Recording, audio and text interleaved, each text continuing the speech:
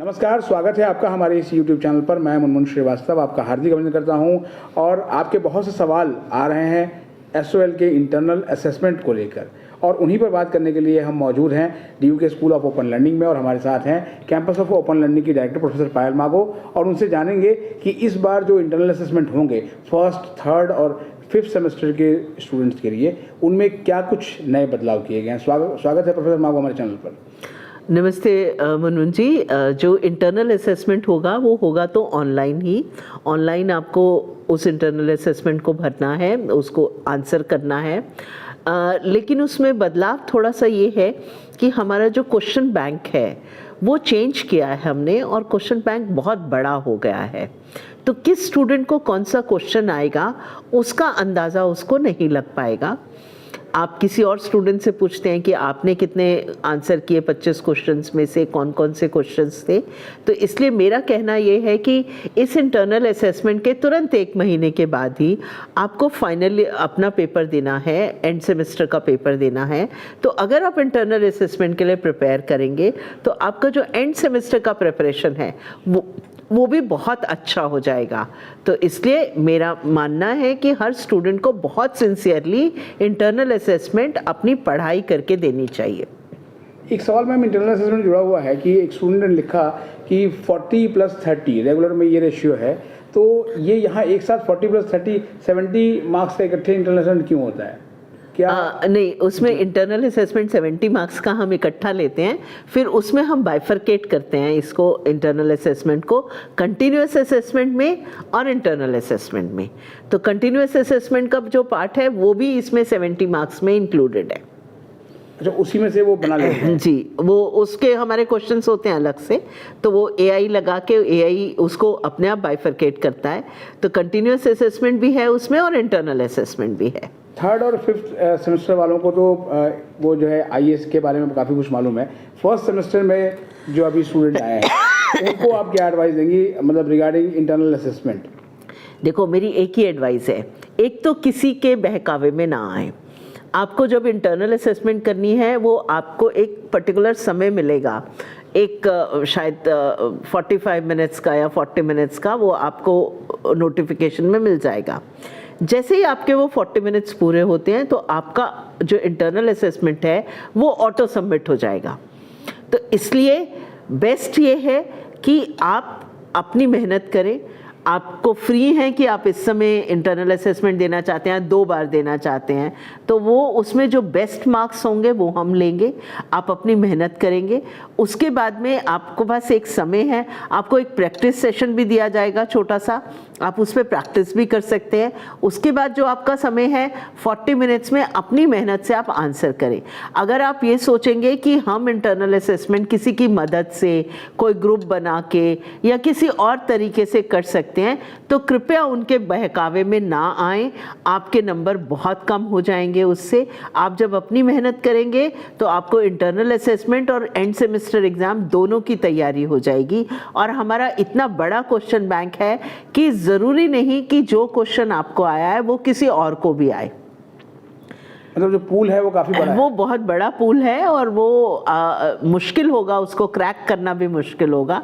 तो आप और कई हैं, मतलब कई सेट्स हैं हमारे पास, एक सेट भी नहीं है, कई सेट हैं हमारे पास। सिक्योरिटी पॉइंट ऑफ व्यू से, सिक्योरिटी पॉइंट ऑफ व्यू से भी और अदरवाइज ऑल्सो अगर आप गूगल का कुछ भी खोलते हैं, आप अगर कहीं पे भी इंटरनल असेसमेंट फ़ोन से कर रहे हैं या iPad से कर रहे हैं या लैपटॉप से कर रहे हैं, आप उसके बीच में कोई भी गूगल खोलने की कोशिश करते हैं या कोई और चीज़ खोलने की कोशिश करते हैं, तो ये संभव है कि आपकी इंटरनल असेसमेंट उसी समय सबमिट हो जाए। जो ऑटो सबमिट जो पिछली बार भी हमने देखा, कुछ बच्चों का ऑटो सबमिट हो गया था और कहते थे कि हमारा अपने आप हो गया। अपने आप हो गया कि आप 20 मिनट में सबमिट हो गया। इसका मतलब आपने कोई और इंटरनेट की साइट खोलने की कोशिश की होगी और उसकी वजह से आपका ऑटो सबमिट हो गया। तो ये कोशिश ना करें, ये बिल्कुल एग्ज़ाम की तरह है। ये सब AI ड्रिवन है, आर्टिफिशियल इंटेलिजेंस से ड्रिवन है, इसमें बहुत सारे सिक्योरिटी फीचर्स हैं। इसलिए जब आप इंटरनल असेसमेंट अपनी कर रहे हैं तो आप इंटरनेट और बाकी जगह से या गूगल से या ChatGPT से इसकी मदद लेने की कोशिश करेंगे तो आपका उसी समय वो ऑटो सबमिट होने के चांसेस उसके बढ़ जाएंगे।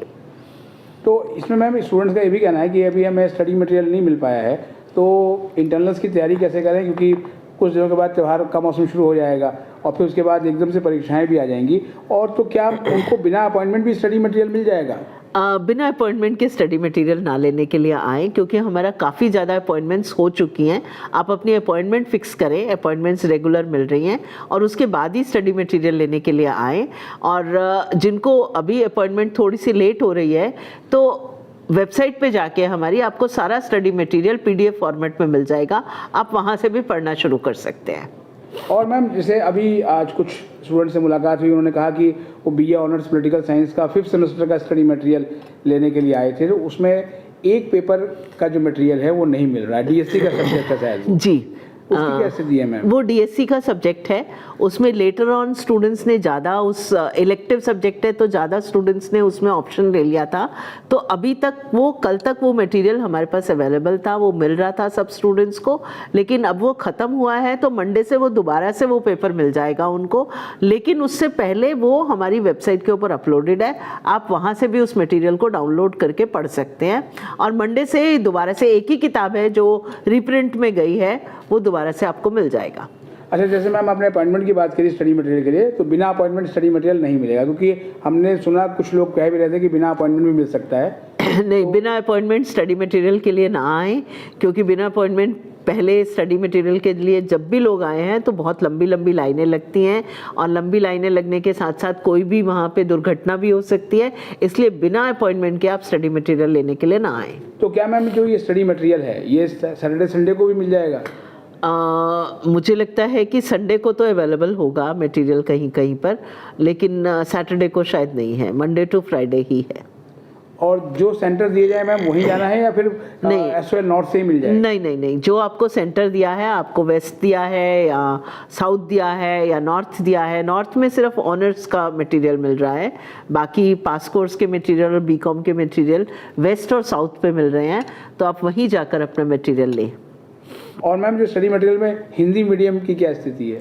हिंदी मीडियम भी काफ़ी मिल रहा है। एक आधी कोई बुक होगी जो ट्रांसलेटेड नहीं होगी, वो भी आपको वेबसाइट पे मिल जाएगी, लेकिन उसका प्रिंट होके विद इन अ वीक आपको मिल जाएगा। जी, एक सवाल मैम आपके स्किल वाले कोर्सेज से जुड़ा हुआ है। इनकी सारे जितने भी स्किल कोर्सेज आपने लॉन्च किए थे, क्या वो सारे शुरू हो गए हैं अब? नहीं, उसमें से कुछ स्किल कोर्सेज ऐसे हैं जो हम डिसकंटिन्यू भी करेंगे, जिसमें बहुत स्टूडेंट्स का इंटरेस्ट नहीं है। उसमें ज़्यादातर कोर्सेज, कुछ एक फाइनेंस के कोर्सेज हैं, लेकिन फाइनेंस के कुछ ऐसे कोर्सेज हैं जिसमें बहुत ज़्यादा इंटरेस्ट है स्टूडेंट्स का। तो उसमें से फाइनेंस के जो हमारे 7 कोर्सेज थे, उसमें से 3 कोर्सेज बहुत अच्छे से चले हैं, तो उसके बेसिस पे ही हम आगे वाले ये कोर्सेज चलाएंगे। इसके अलावा जो एक नया कोर्स हमने लॉन्च किया था कंप्यूटर, बेसिक कंप्यूटर्स का, उसमें काफ़ी स्टूडेंट्स आ गए हैं, और अभी भी उसमें इतनी भीड़ है कि हमें उनको सेकेंड बैच में लेना पड़ेगा। और जो बाकी सारे कोर्सेज हैं वो तो ठीक से चल ही रहे हैं। अभी कुछ और नए कोर्सेज शुरू करने की तैयारी है? जी, कुछ नए कोर्सेज में, उसमें एक जर्नलिज्म का कोर्स है, 3 महीने का कोर्स है। जिन स्टूडेंट्स ने इंग्लिश या हिंदी एज अ सब्जेक्ट लिया है, या जो पॉलिटिकल साइंस, जिनका जर्नलिज्म में या लिखने में थोड़ा इंटरेस्ट है, उसमें उनके लिए वो बेसिक कोर्स जर्नलिज्म का बहुत अच्छा रहेगा। बहुत बहुत धन्यवाद मैम छात्रों के सवालों का जवाब देने के लिए। जी।